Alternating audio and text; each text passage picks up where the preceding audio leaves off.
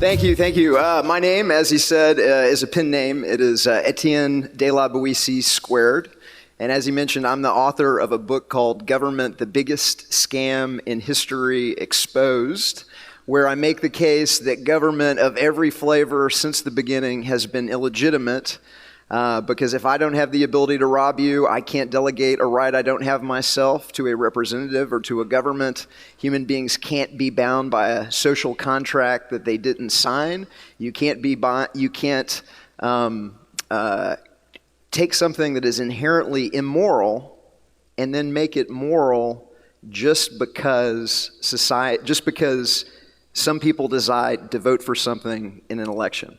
And while that seems incredibly simple to us, it's amazing how many people really don't get the basics of how they have been enslaved by government gubernare mente. But before I get into the case for government, eventually I'm going to tell you a story. I mentioned that I'm an author exposing organized crimes, control of the government and the media. And 2 weeks ago, I was arrested at the White House by the Secret Service for a nonviolent, victimless crime of having some bullets in a cup holder in my truck. Something that I'd probably done in Washington, D.C., in and out of Washington, D.C. a dozen times.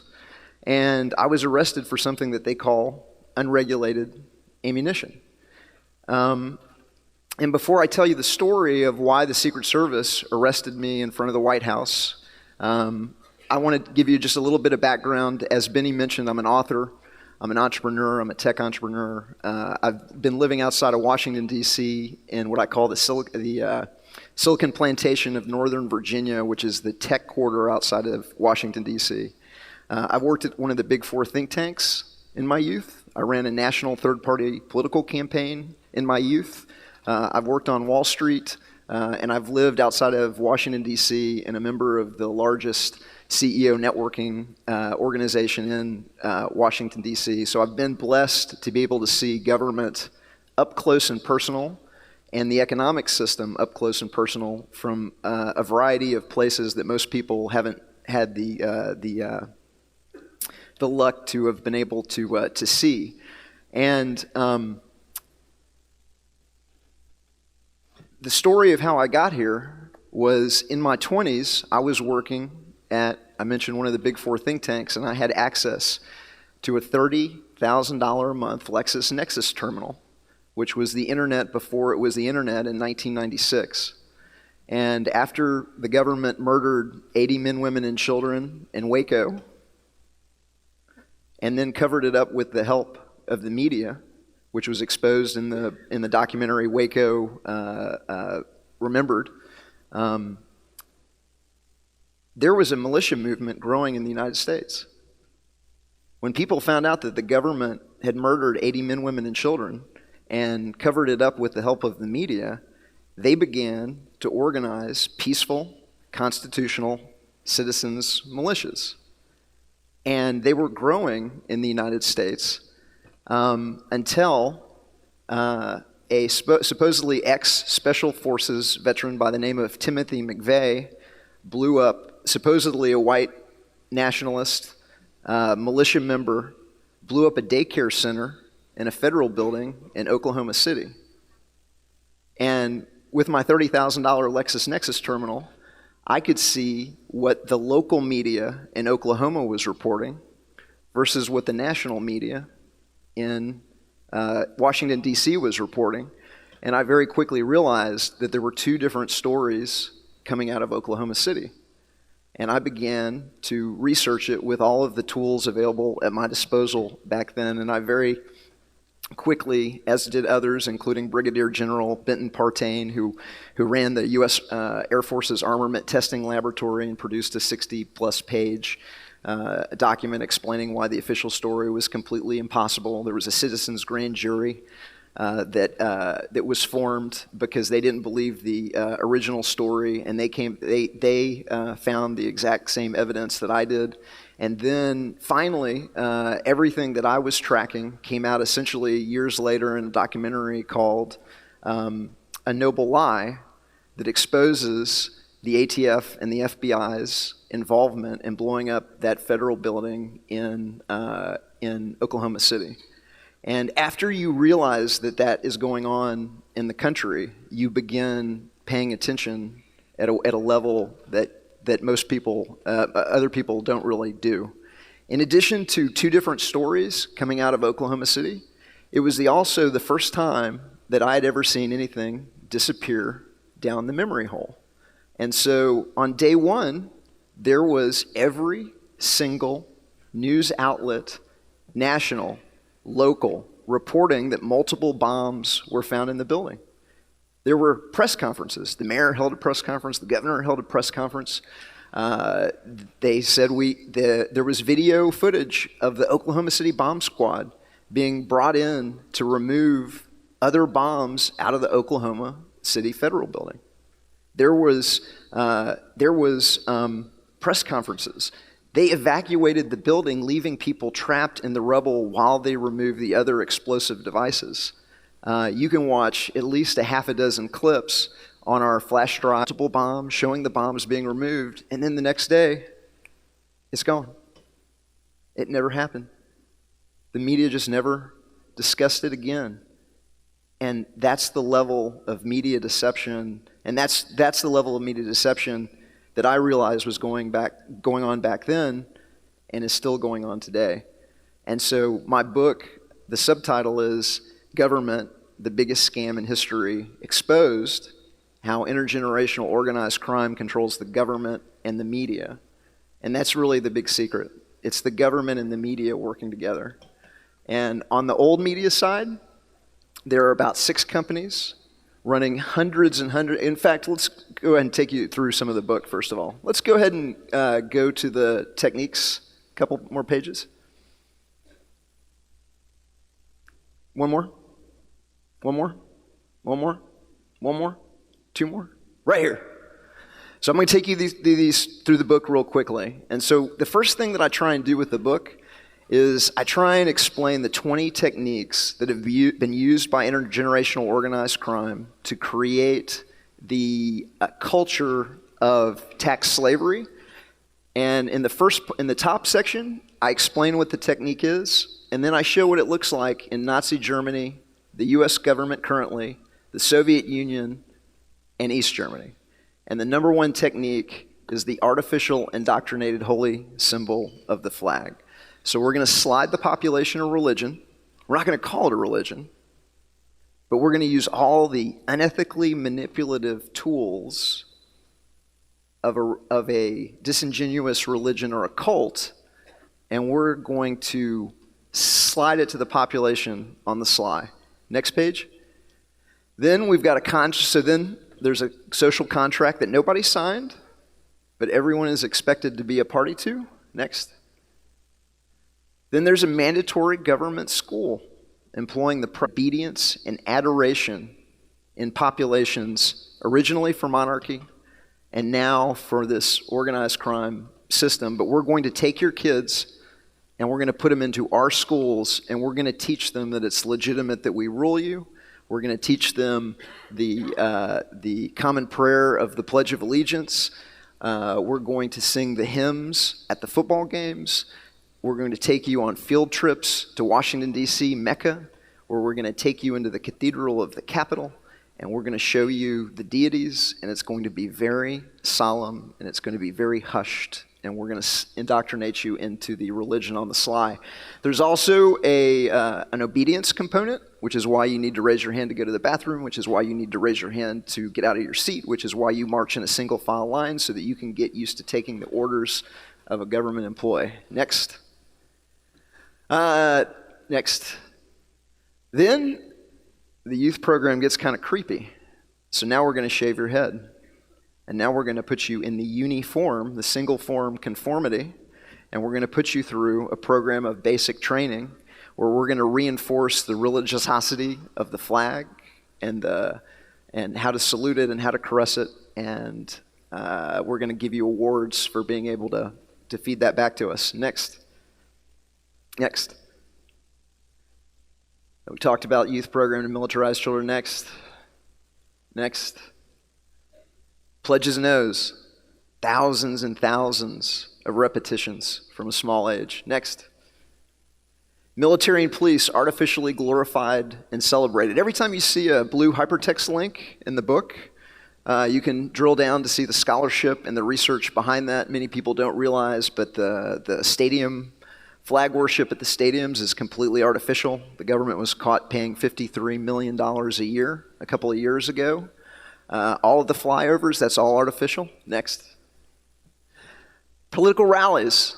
So we're going to essentially put on a little religious revival for the faithful, and the participants frequently engage in worship of the artificially promoted political leader savior, not understanding that organized crime is leveraging knowledge of human psychology to exploit most, but not all, human beings' biological desire for a leader and a father figure, and inclusion in the artificially created tribe.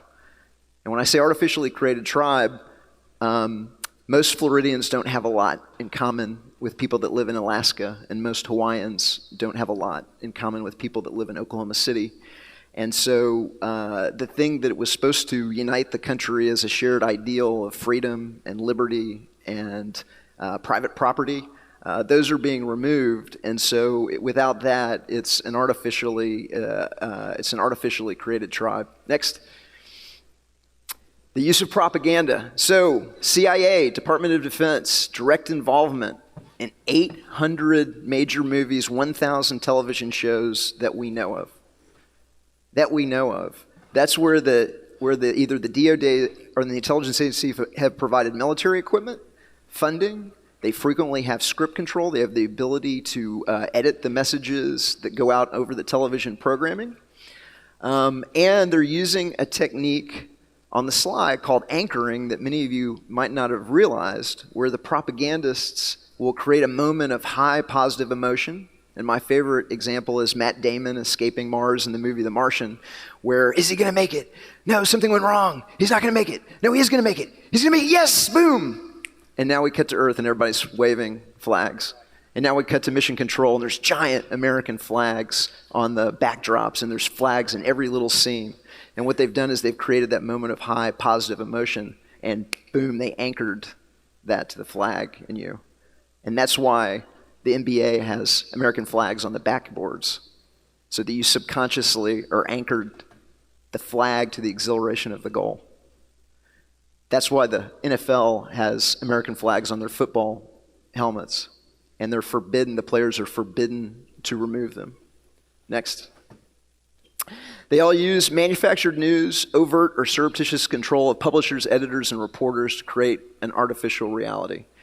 CIA's control of the press was exposed in the Church Committee hearings in Congress in 1976, where it came out that the CIA had hundreds and hundreds of journalists and publishers and editors on the payroll, and they were using ostensibly independent media outlets to put forth propaganda. That goes on today, and prominent journalists have come forward and admitted that they have written things for the CIA, or the CIA has written things that they've just put their name on. Next. Use of manufactured terrorism. Oklahoma City bombing, as I mentioned, 9/11, hundreds of FBI agent provocateur domestic terror plot. Domestic terror plot, the FBI has had an agent provocateur, frequently where they've built the bomb, trained the driver in the case of the 1993 World Trade Center bombing, where they were supposed to provide their patsy inert explosives, but they provided their patsy with real explosives, and because he was an ex-Egyptian military intelligence officer, he realized what was going down, and he began to record his conversations with his FBI handler, and that all came out in open court, and it's in the New York Times, and the FBI blew up the World Trade Center building in 1993. Next. They all use false flag events, manufactured intelligence, and lies to start wars. Next. They all use political assassination of rivals, whistleblowers, and dissidents. Real quick, this has been expanded. So this is the 4th edition, the 5th printing of the book, and I just keep adding more and more evidence and stacking it more and more high. Since this has come out, we've added Jeffrey Epstein to the list. And we've also added Thomas Bowers, who was both President Trump and Epstein's private banker. And he committed suicide shortly after Jeffrey Epstein did. Next. Political temples dedicated to the state and its deities. We mentioned this. We're going to take the kids to Washington, D.C. when they're young and impressionable, and we're going to take them into the cathedral of the Capitol, and we're going to show them the deities, and it's going to be very reverent. Next. Monopoly government fiat money stealing the value from the population. So this is what pays for control of the media. We're going to give banks the ability to create unlimited funds, and we are going to, even though that process is inflationary and stealing the value out of everybody of the globe's wealth, and we allow a bank to quantitatively ease or create out of thin air $2 additional, we went from having 50% of the planet's wealth to having 25% of the planet's wealth like that. It's a scam. We're being robbed, and they get away with it because every single screen is nothing but deception and distraction. Next. They all spy on the citizens, which is how you know they're good people. Next. They all use torture as policy, which is how you know they're good people. Next. They all run secret prisons, for-profit prisons for victimless crimes, concentration camps, and black sites, which is how you know they're good people. Next. Conscription, manufactured enemies. Next. Use of paid political violence at rallies of their political opposition. That's the 20 techniques, and that's just to give you the understanding that it is a pattern. It is a playbook. These are ancient techniques. In some cases, they're thousands of years old, and rulers from monarchs to democratically elected governments have been honing and sharpening these to be able to tax farm the population of 50% of your income, whether it's overt taxes, covert taxes, or inflation. We are being robbed. Next. So then the second part of the book is something that I call one-pagers, and these are really deep dives into kind of a deeper dive, always with an executive summary, always with resources for people that want the deep, detailed information. But I do a lot with visualization because human beings are really good pattern recognition machines, and if you show them the pattern, they're like, hey, I didn't notice that when they were coming by one at a time. But when I see it, I'm like, oh, that's a pattern. Next. And when I stack up 36 examples, you're like, wait a minute. I never noticed that before, that they were doing that. So again, it's a religion. They're sliding it to you on the fly. The media is helping, and you don't really notice it as they come by one at a time. But when you stack up 36 examples, you're like, wait a minute. Next. Next. So I explain the religion of statism. Next. I explain the shady history of the Constitution. Next. Next. I explain the shady history of the Pledge of Allegiance, also a media operation. Back in 1892, the pledge, I don't know if you noticed, if you saw the front of the book, the Nazi salute. The Nazis got it from us. That's our salute. That was called the Bellamy salute. It originated in 1892. It was a media operation run by Freemasons called the Perry Mason Company, and they published something called the Youth's Companion, which was the Time magazine of the 1890s. This building you an idea of the size and the scope of the media operation that got military socialism, robotic chanting, thousands of repetitions, the militarism into the school. That was a media operation run by Freemasons. Next. Next. I break down what's the secret curriculum of the government school system. Next. Next. The theft of fractional reserve banking. Theft. Next. It's not a coincidence that the money is the same color now as the monopoly money. It's a funny ha-ha. Next.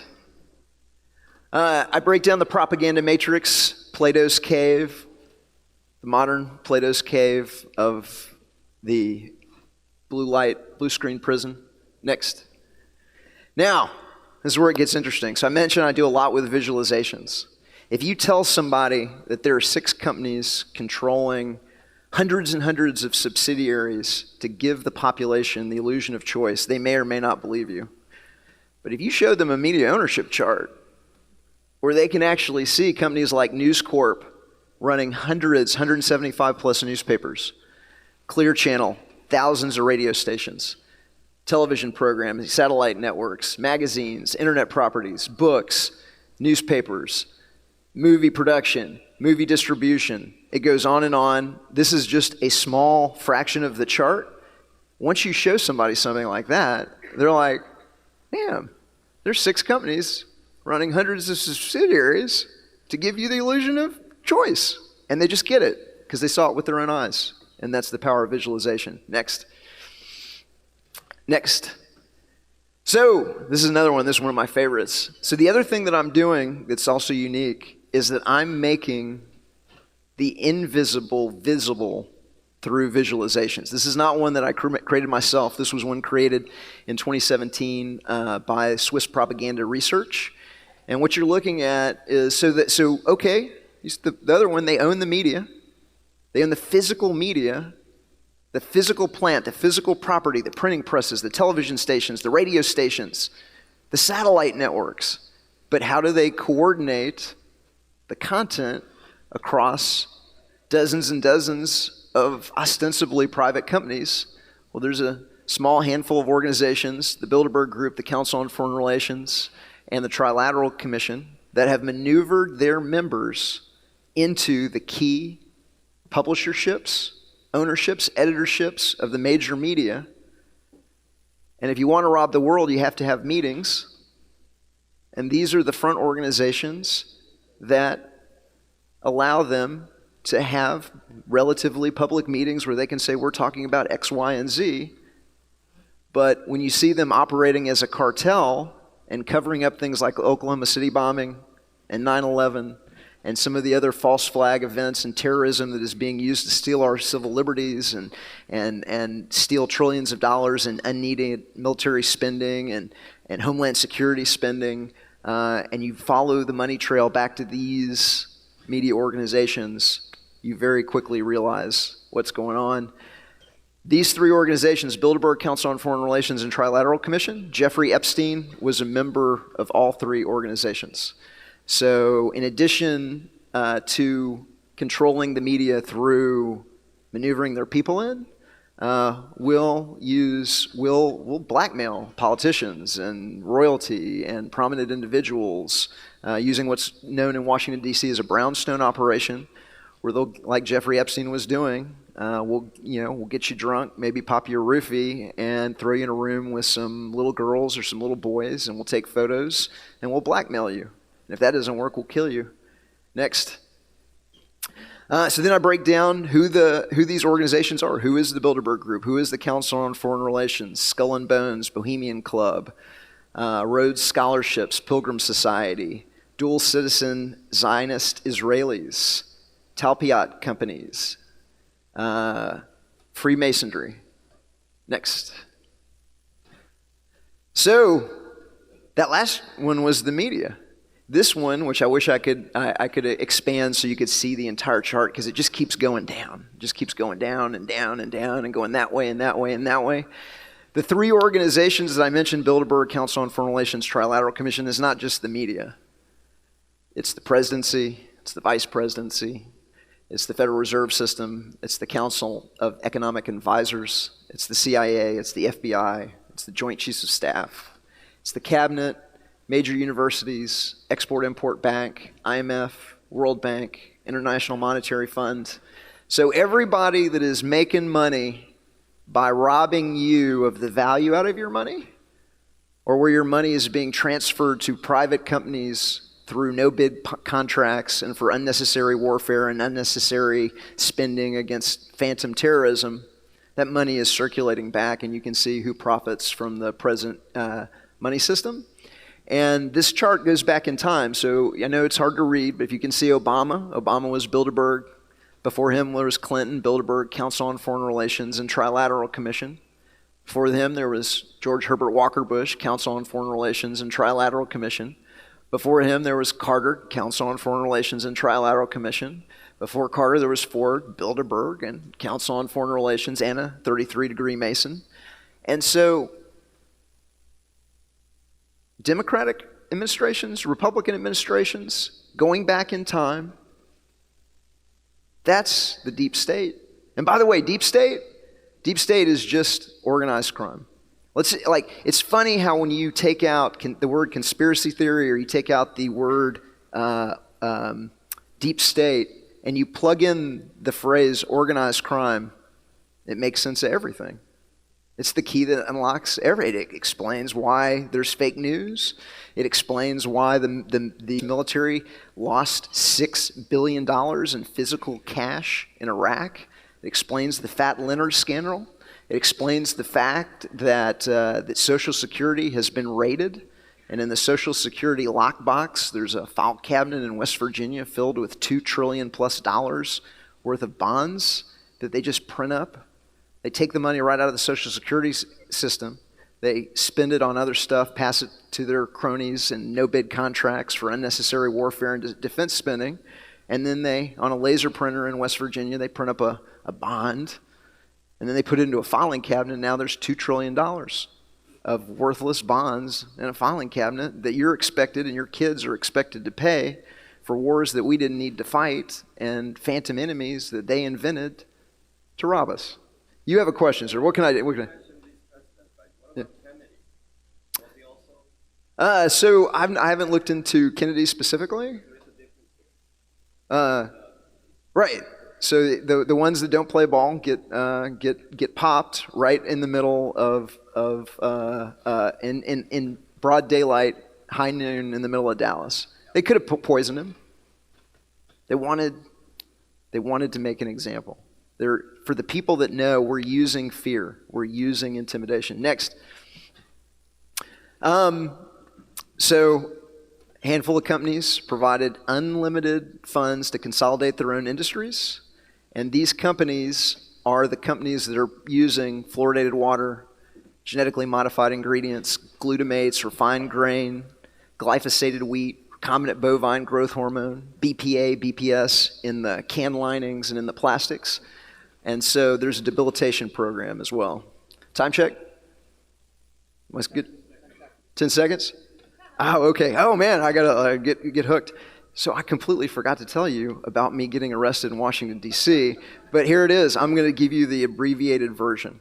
I stopped, I gave a speech at Philadelphia and Anarchapulco where I told the biggest secret of the Secret Service. And you can go and you can watch that speech online. It's called The Biggest Secret of the Secret Service, and they know government is organized crime. And in the speech, I promised to drop off some copies of my book to the Secret Service, but I was sold out. I've been sold out of the book more than I've been sold in the book.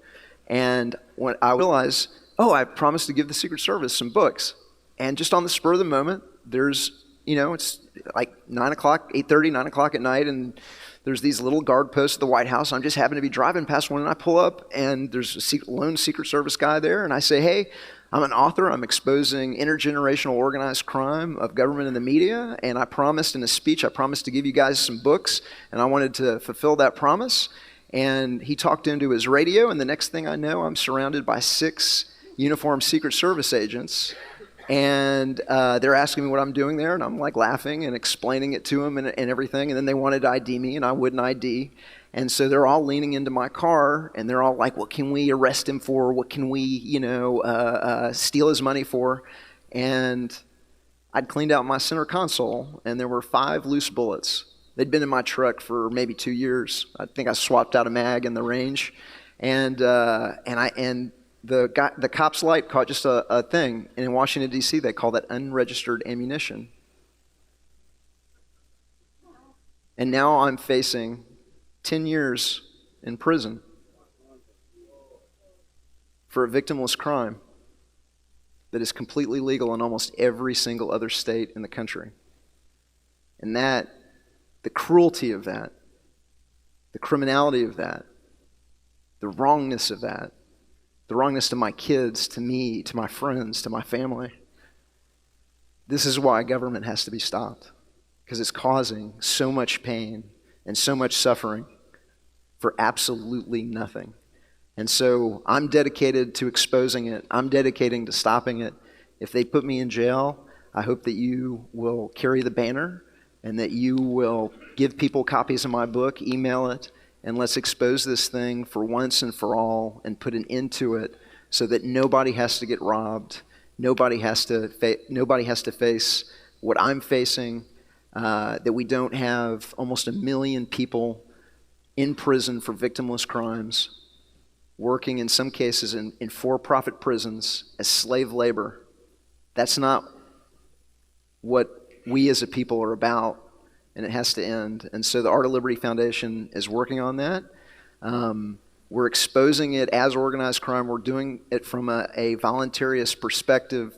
The book, Government, the Biggest Scam in History. In the next week, it's going to be on Amazon. In the next month or two, there's going to be a follow-up called Voluntarism.